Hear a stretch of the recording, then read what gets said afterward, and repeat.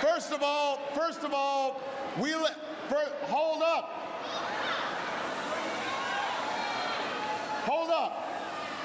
First of all, we live in a country that respects free speech. So, second of all, it looks like maybe he might have served in our military, and we got to respect that. Third of all, he was elderly, and we got to respect our elders. And fourth of all, don't boo. Boo! Don't boo. Boo! Come on. Now, I want you to pay attention. Because if we lose focus, we could have problems. This is part of what's happened here during this election season. We just get stirred up for all kinds of reasons that are unnecessary.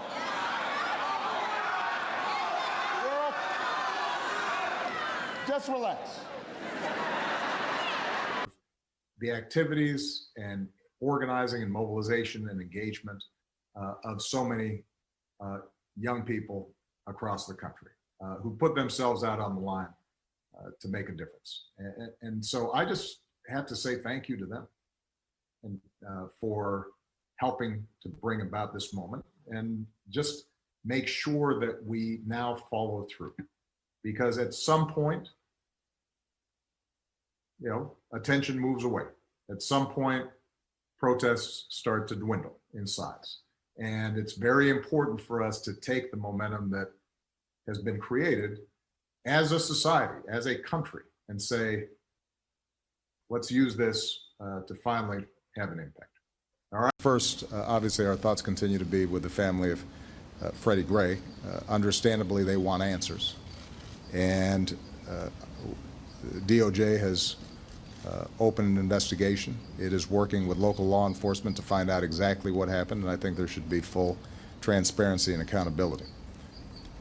Second, my thoughts are with the police officers who were injured in last night's disturbances. It underscores that that's a tough job, and we have to keep that in mind. And my hope is that they can heal and get back to work as soon as possible. Point number 3, there's no excuse for the kind of violence that we saw yesterday.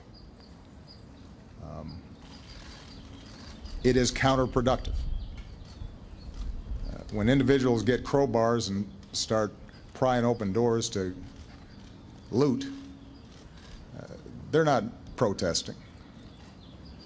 They're not making a statement. They're stealing. When they burn down a building, they're committing arson. And they're destroying and undermining businesses and opportunities in their own communities that rob jobs and opportunity from people in that area. So it is entirely appropriate that the mayor of Baltimore, who I spoke to yesterday, and the governor, who I spoke to yesterday, work to stop that kind of senseless violence and destruction. That is not a protest. That is not a statement.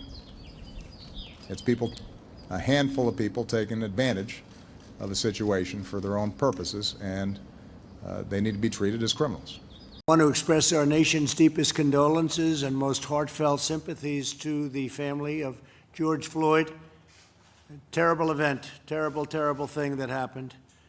I've asked that the Department of Justice expedite the federal investigation into his death and do it immediately, do it as quickly as absolutely possible. It's a local situation, but we're also making it into a federal situation, and it's a terrible thing. We all saw what we saw, and it's very hard to even conceive of anything other than what we did see. It should never happen, should never be allowed to happen, a thing like that. But we're determined that justice be served. And I spoke to members of the family, terrific people, and will be reporting as time goes by. And I'm very proud before the Judiciary Committee that before he testified, he said to me, Madam Speaker, do you think that I can tell George's daughter that his name will be always remembered because you'll name the bill for him? And I said, well, I'll recommend that to the Judiciary Committee and to the